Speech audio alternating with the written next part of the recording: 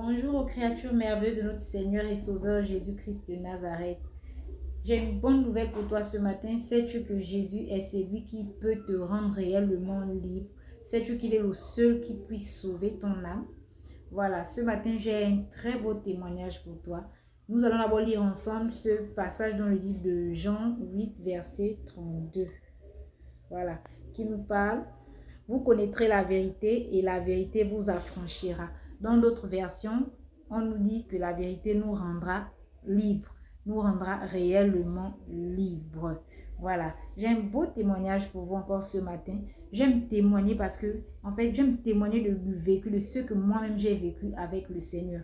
Je n'aime pas toujours prendre les témoignages des autres.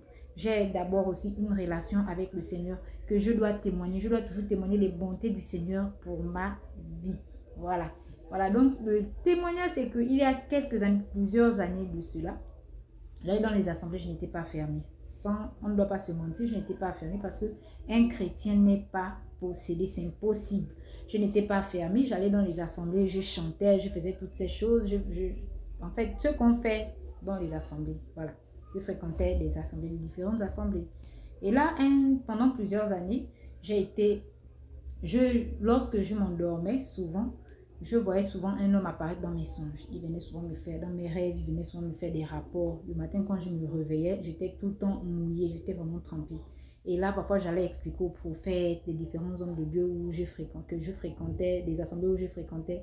On priait tout le temps pour moi, tu as l'esprit de mari de nuit et tout. Je tombe. Le lendemain, je m'en vais dormir, le même monsieur revient, ou bien la même nuit, le même monsieur revient encore me faire les rapports. C'était tout le temps comme ça.